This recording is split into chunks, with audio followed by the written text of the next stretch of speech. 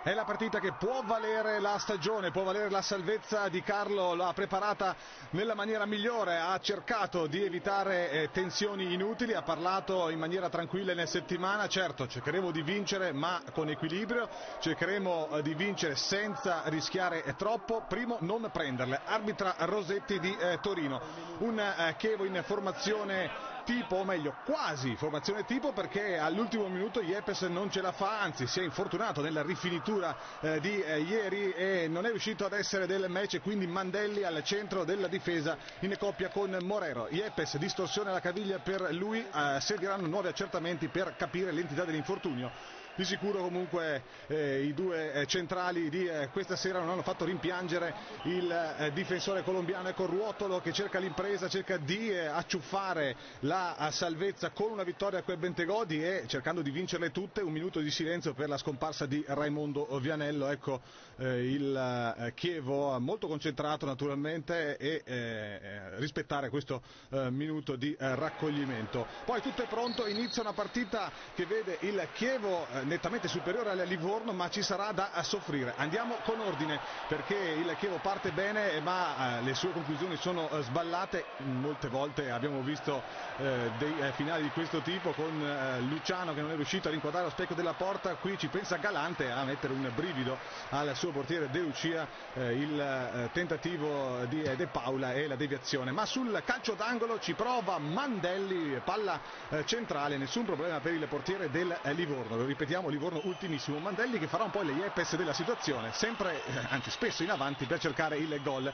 C'è un brivido però su questo tiro di Bergvold, da questa inquadratura si capisce che non è nello specchio della porta e nemmeno a fil di palo, però un piccolo brivido per Sorrentino che si tuffa prontamente. Calcio d'angolo, attenzione, siamo intorno al 22esimo per la precisione. Qui Mandelli va a creare un problema al portiere De Lucia e poi Mantovani che non ce la fa ad inquadrare lo specchio della porta. C'è una ribattuta di un difensore, sembra un colpo di testa di Mantovani, in realtà si capisce bene anche da questo rallenti che è Mandelli dietro a Mantovani a colpire di testa. È bravo De Lucia e poi Mantovani che non riesce ad inquadrare lo specchio della porta. Adesso qui è un buon Chievo, altro calcio d'angolo, ancora la formazione giallo-blu che prova ad andare al gol, ancora Mandelli che si dispera. Qui un rimpallo poteva creare problemi a De Lucia, ma come possiamo vedere questo rimpallo porta il pallone sul fondo, quindi niente di fatto. Siamo alla metà del primo tempo. Poi Rigoni, ottimo anche il suo ritorno, sempre Marcolini che batte tutti i calci piazzati, la palla è dentro l'area,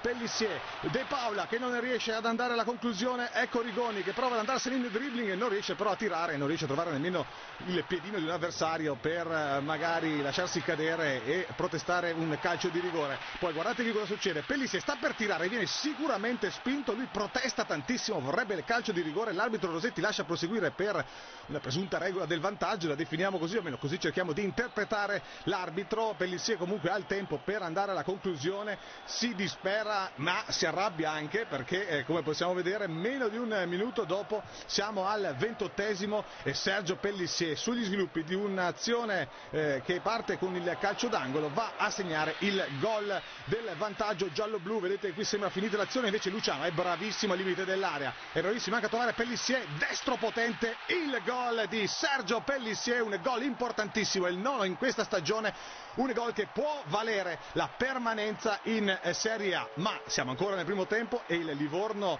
metterà anche un po' di pressione, metterà un po' di apprensione, se mi passate il termine, al Chievo, e lo vedremo nel secondo tempo. Intanto c'è da rivedere invece il gol importantissimo e bellissimo del capitano che non stava benissimo, non era al 100%, una tendinite ha un po' frenato la settimana d'avvicinamento a questo match salvezza. Qui è bravo invece a trovare sul primo palo il gol dell'1-0, come detto 28esimo minuto. C'è una timida reazione del Livorno con questa conclusione di Pulsetti ampiamente fuori misura, tutto questo al 34esimo, e poi ci prova De Paula e ci proverà anche in altre occasioni, non riuscirà a trovare il gol. La via della rete, ecco qui Marcolini, pallone dentro, l'anticipo di De Paula, finisce qui il primo tempo con questa occasione per il brasiliano del Chievo. il cross di Marcolini e De Paula che non trova lo specchio della porta. Rosetti fischia la fine del primo tempo. Nella ripresa subito un cambio magari anche preventivato, entra Bentivoglio al posto di Luciano e vedremo un Chievo differente, un Chievo più in difficoltà, e forse questo non è un caso. Luciano ha fatto una buona gara, anche lui non era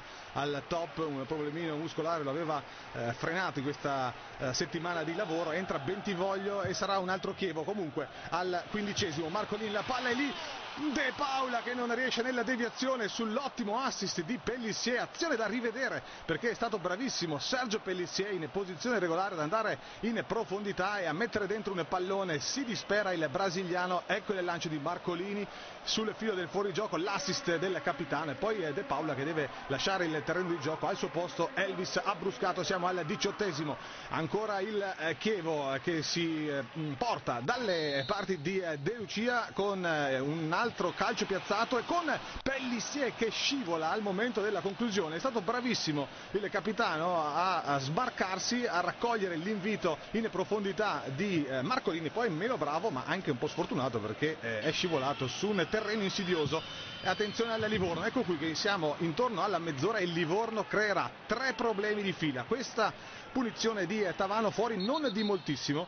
Il capitano del Livorno Ruotolo aveva schierato un Livorno ad una sola punta, Tavana appunto, scusate il gioco di parole. Nella ripresa ci sarà Dani Levicius che creerà un problema al 32esimo, eccolo qui l'azione più clamorosa per il Livorno, il colpo di testa di Dani Levicius sul cross dalla destra, pallone fuori non di molto, e qui il Chievo comincia ad avere un po' di paura, anche perché non è finita al 35esimo, mentre rivediamo anche da dietro la porta il colpo di testa insidioso di Dani Levicius. Eccolo qui, dicevamo al 35esimo c'è Sorrentino che si deve opporre al tiro di Raimondi, e qui un po' di mugugni dagli spalti, 10.000 al Bentegodi per la partita che poteva valere la salvezza. Un brivido anche qui con il retropassaggio di Sardo e con Sorrentino che riesce a spazzare via ma si arrabbia un po' con il suo difensore. Poi un cambio abbastanza clamoroso perché Bentivoglio, che era entrato al 12esimo, lascia il terreno di gioco, al suo posto Jokic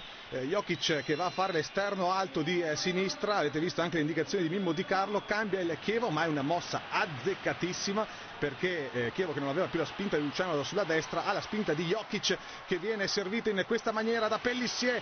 Jokic, il tiro alto sulla traversa al 42esimo, chiede scusa il giocatore arrivato a gennaio.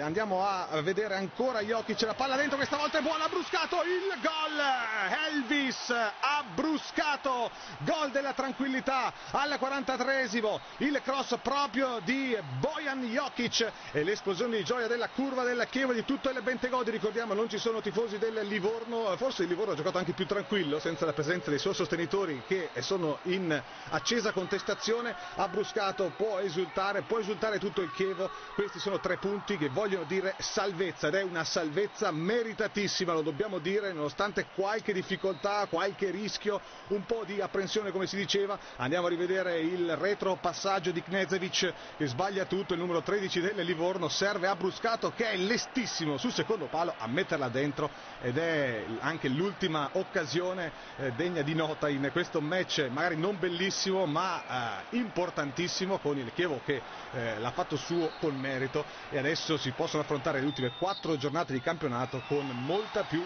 tranquillità, iniziando dalla trasferta di Firenze domenica prossima.